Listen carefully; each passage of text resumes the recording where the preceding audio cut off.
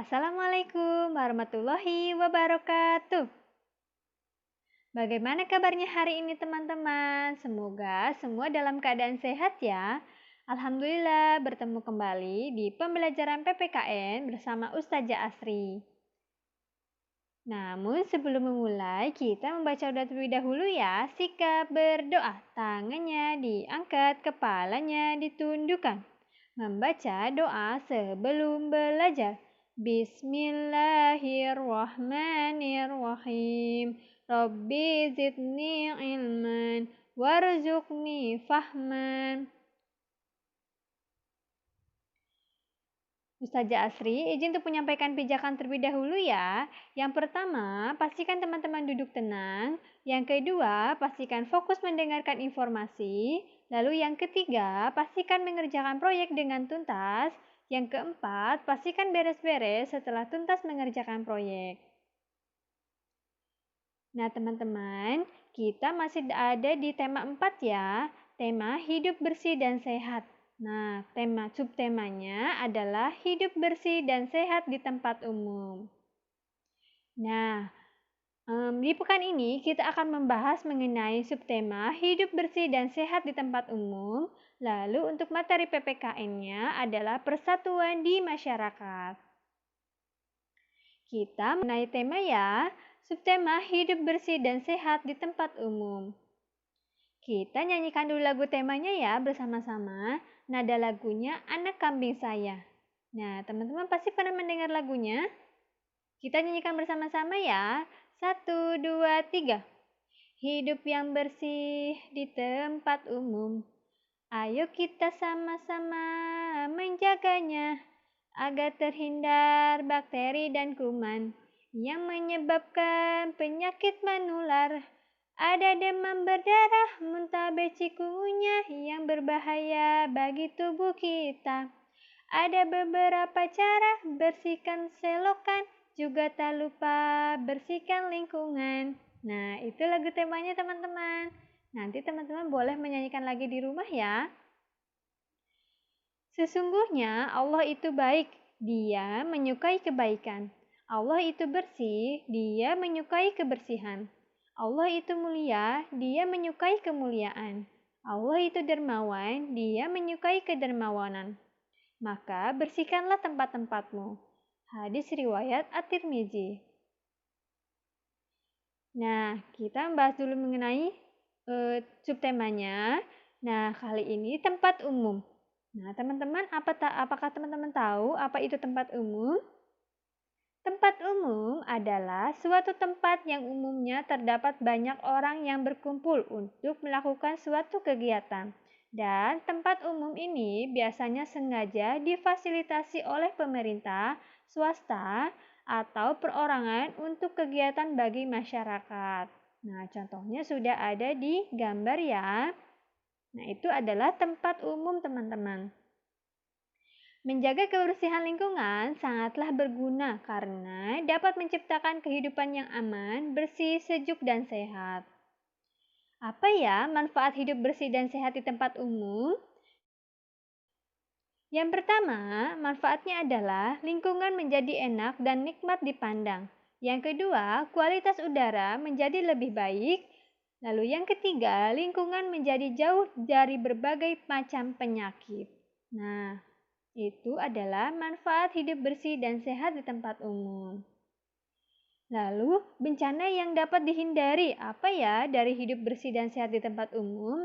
Nah, yang pertama, kita akan menghindari bencana banjir. Nah, jika kita hidup bersih dan sehat di tempat umum, nah, kita akan terhindar dari banjir. Nah, banjir ini disebabkan oleh membuang sampah sembarangan. Jadi, teman-teman, agar tidak terjadi banjir, sebaiknya bagaimana ya? Ya betul, pastikan teman-teman membuang sampah pada tempatnya. Lalu yang kedua, longsor. Nah, longsor ini disebabkan oleh penambangan pohon secara liar. Jadi, kita harus menjaga pohon di sekitar kita. Lalu yang ketiga, kebakaran hutan. Nah, kebakaran hutan ini disebabkan oleh pembuang puting rokok sembarangan. Nah, bagi orang di sana, kita bisa mengingatkan kepada orang-orang di sekeliling kita bahwa tidak membuang sampah di sekitaran hutan. Nah, termasuk ke dalam puting rokok itu, teman-teman.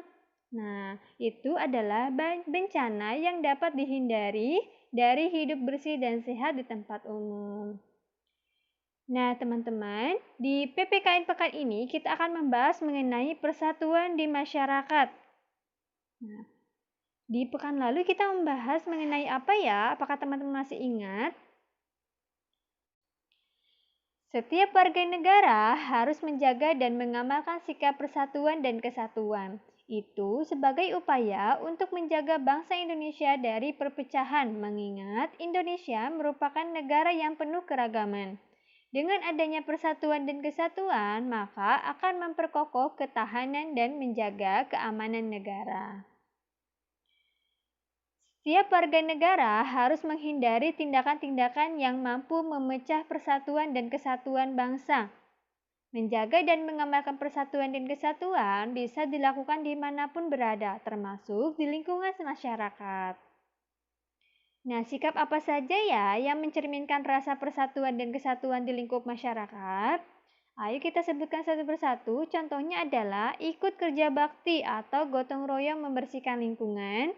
Lalu yang kedua, hidup rukun dengan semangat kekeluargaan dengan tetangga. Lalu yang ketiga, menyelesaikan masalah sosial bersama-sama, tidak diselesaikan sendiri. Lalu yang keempat, bergaul sesama warga dengan tidak membedakan agama, suku, atau ras. Nah, yang kelima, bersikap ramah kepada semua orang. Nah, itu adalah sikap yang mencerminkan rasa persatuan dan kesatuan di lingkup masyarakat. Contoh kegiatan mau hidup bersama dengan warga sekitar. Nah, contohnya adalah menghadiri undangan tetangga. Nah, apakah teman-teman pernah datang atau menghadiri undangan di tetangga? Nah, lalu menjenguk tetangga yang sakit. Apakah teman-teman pernah menjenguk tetangga yang sakit? Lalu yang ketiga, mengikuti kerja bakti. Nah, itu adalah contoh kegiatan mau hidup bersama dengan warga sekitar. Nah, manfaatnya apa ya? Manfaat sikap menjaga persatuan dan kesatuan di lingkungan masyarakat. Nah, manfaatnya adalah yang pertama, terciptanya kehidupan yang rukun antar sesama. Lalu yang kedua, menumbuhkan rasa persaudaraan. Yang ketiga, memperkuat hubungan antar masyarakat. Nah, itu adalah manfaatnya, teman-teman. Kesimpulannya adalah menjalin kebersamaan dan saling melengkapi harus dilakukan oleh bangsa Indonesia. Itu adalah cara terbaik untuk dapat mempertahankan persatuan bangsa dari adanya ancaman perpecahan antar anggota masyarakat. Baik teman-teman, Ustazah Asri izin menyampaikan proyek PPKM. Proyek yang pertama, kegiatan apa saja yang mencerminkan sikap hidup bersama di lingkungan sekitarmu? Nah, teman-teman boleh menyebutkan, Ustazah Asri sudah mencontohkan kerja bakti membersihkan lingkungan bersama dengan tetangga. Nah, teman-teman boleh menyebutkan kembali ya kegiatan apa saja yang mencerminkan sikap hidup bersama di lingkungan sekitar. Baik, nah selanjutnya adalah di proyek 2. Proyek 2, teman-teman membuat gambar yang menunjukkan sikap kebersamaan dengan warga sekitar. Nah, misalnya contohnya apa ya? Jadi teman-teman boleh dibuatkan gambarnya di kertas HPS atau di buku tulis saja teman-teman. Nah, itu saja yang dapat Ustazah Asy sampaikan kepada teman-teman. Mohon maaf jika masih ada kekurangan dalam menyampaikan informasi. Kita tutup ya pembelajaran hari ini. Teman-teman pastikan mempelajari lagi di rumah. Dengan membaca hamdalah bersama-sama, sikap berdoa, tangannya diangkat, kepalanya ditundukkan. Membaca hamdalah bersama-sama. Alhamdulillahirabbil alamin.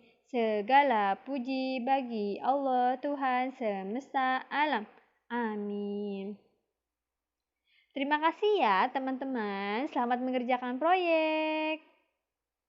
Wassalamualaikum warahmatullahi wabarakatuh.